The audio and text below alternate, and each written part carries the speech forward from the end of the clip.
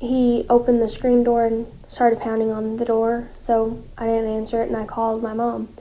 And she said to get the gun and go hide in the closet. I'm at my house. I'm at my private, no matter what. And somebody's trying to get in my house. I do not know who they are. Okay, I have a deputy en route. I want you to stay on the phone with me, okay? Okay, please. I think they're in the house. Knowing her daughter was in danger, Deborah St. Clair raced home from work. I drove home at a really fast pace to try to get to her, and when I got here, the police were already here. One of the arguments I hear most often, probably more often than any other, is Kyle can't claim self-defense because he was in illegal possession of his gun. Oh, he's breaking the law. And they refer to the law in Wisconsin that says basically that you might not be able to claim self-defense if you are committing a crime while doing so.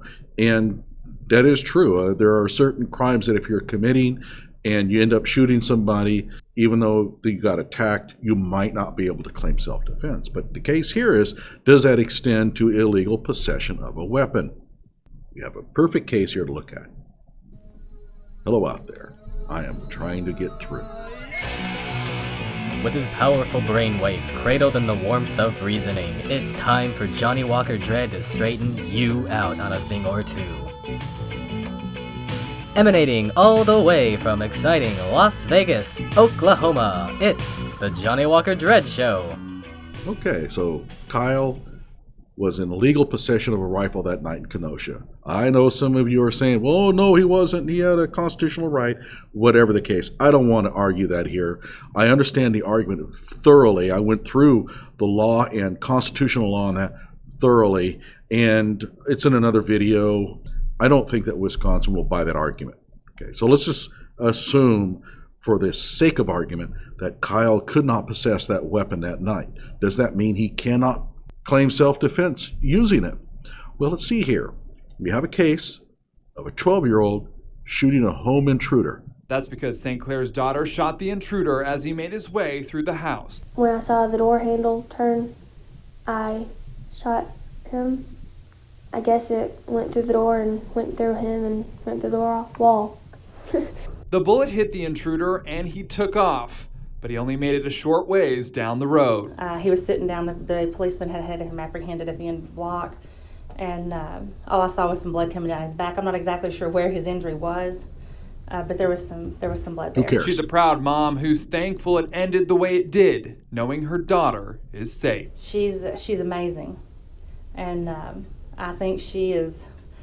I think she's incredible, and I just haven't been able to stop hugging her and kissing her and telling her how much I love her.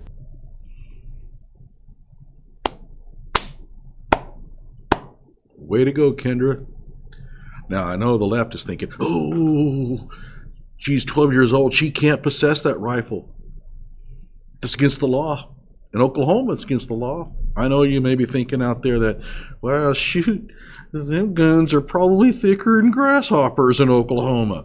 Everybody got one. Doesn't matter. It's illegal for a minor to possess a rifle in Oklahoma without parent supervision. And they must be doing like target practice or something like that.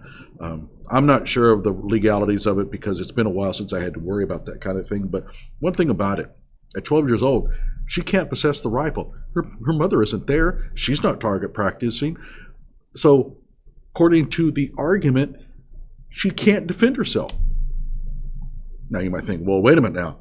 There's that castle doctrine. She's in her own home. Doesn't matter. The castle doctrine doesn't say any kind of stipulation about a crime you're committing goes out the window just because you're in your own home. So what is this total malarkey here that if you use a gun that you're not supposed to be able to possess, that you can't defend yourself? So here's an article written for AmmoLand. Can use of illegally carried gun harm claim of self-defense? LOSD question of the week. Now you might think, well, this is AmmoLand and they're going to be all pro-gun. Actually, this is a concealed carry, a very pro-concealed carry website, and they tend to be very cautious because why? They don't want to lose their gun rights from people misunderstanding the law. And so these concealed carry organizations are typically very knowledgeable in gun laws, and they tend to be on the conservative side. So that means they're going to be overly cautious about any kind of interpretation of the law. So you can bank on this one as being a pretty good source of information. Furthermore, the writer is Andrew F. Barranca, is an MA lawyer and the author of the seminal book, The Law of Self-Defense, 2nd edition. So yeah, I would think that he probably understands the law concerning self-defense pretty well. Now let's take a look at what he says. So here's the question. If a gun carried illegally is used in valid self-defense, does the illegal carry have a bearing on the claim of self-defense? Now what they mean by valid self-defense is essentially if it would have been valid irrespective of the gun. So his answer is, this being the answer is naturally both yes and no. So let's step through the analysis. Classic self-defense, illegal weapon should not matter. From a classical self-defense perspective, whether the weapon used in self-defense is lawfully possessed doesn't really matter. The 5 core elements of self-defense. 1, innocence. You have to be acting in good faith to do good. You can't be shooting somebody for evil intent. Imminence. In other words, the act of self-defense occurred at the time in which you needed to act in self-defense. You didn't go hunt the person down later and shoot him because he did something to you earlier. Proportionality. So your use of the weapon had to be chosen such that in your mind it was necessary to prevent you from being harmed or suffering serious bodily injury. Avoidance. In other words, you took at least reasonable steps to not have to shoot the person.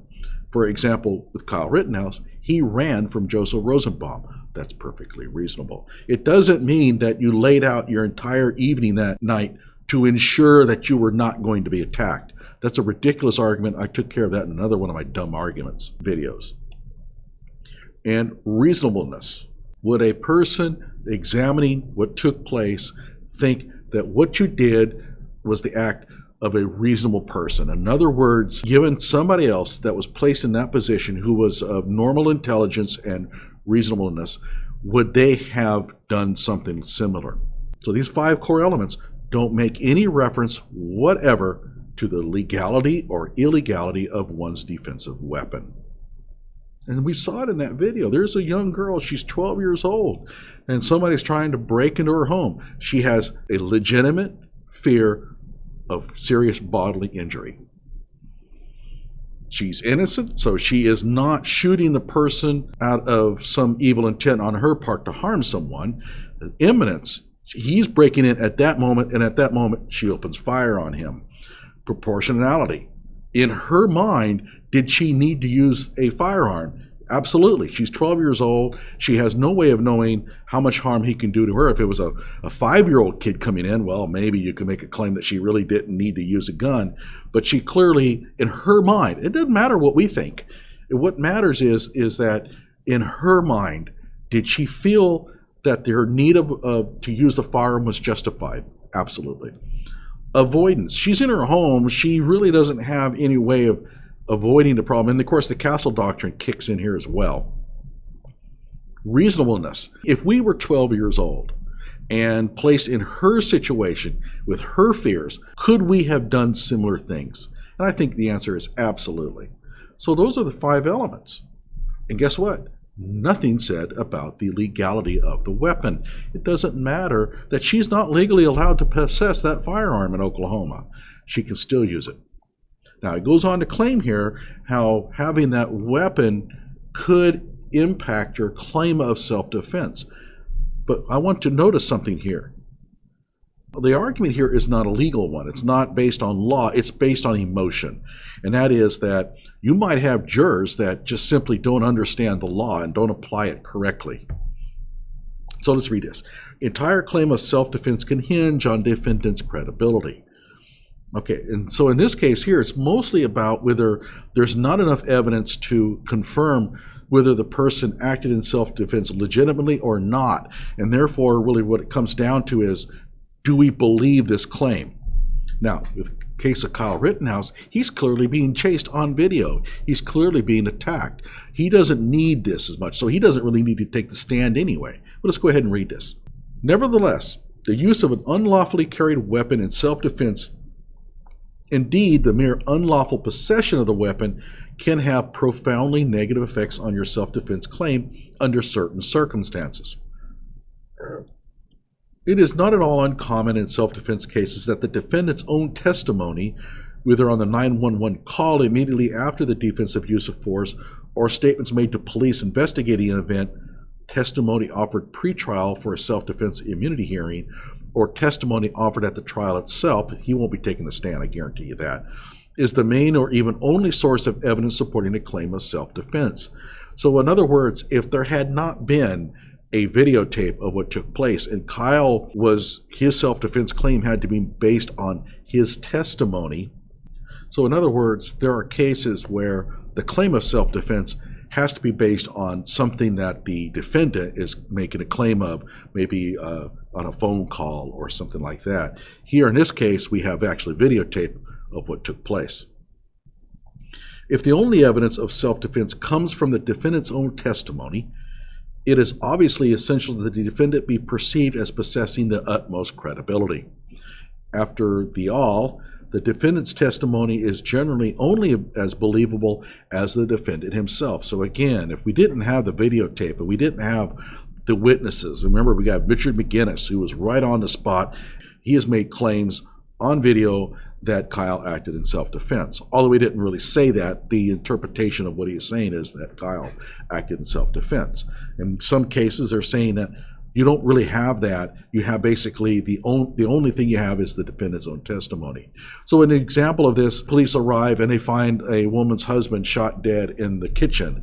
Well, her credibility is going to be important there because there was nobody there at the scene, there was no cameras, and therefore it's going to kind of come down to what she says. Now, keep in mind, if she makes a claim of self-defense and provides some evidence to suggest that that is the case, then it's the state's burden of proof to prove that self-defense did not occur. If the only evidence of self-defense comes from the defendant's own testimony, as a defense attorney, I want my client to look as white as the driven snow. Well, I'm not sure that's going to be interpreted properly now. If there is any chance, I will use his testimony to support his claim of self-defense, and particularly if I'm compelled to put him on the witness stand and subject him to cross-examination. Kyle's not going to take the stand here. His claim of self-defense is far too strong to risk putting him on the stand. Getting a felony conviction for the illegal possession of a gun is not going to help the defendant's testimony in front of the jury. Well, Kyle, at best, had committed a misdemeanor anyway with the possession of the gun, so I'm not sure what that means here.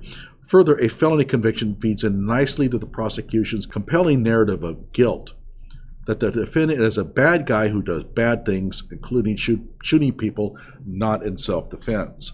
Actually, Kyle is in good shape on this one. His background is pretty squeaky clean. He had gotten a fist fight with some girl back earlier in this summer, and he had a speeding ticket. That's about it. Plus, he's done lots and lots of community service, and therefore, I don't think that the prosecution is going to have an easy time painting him as a bad guy. This is especially for any of the jurors who are not particularly comfortable around firearms. Okay.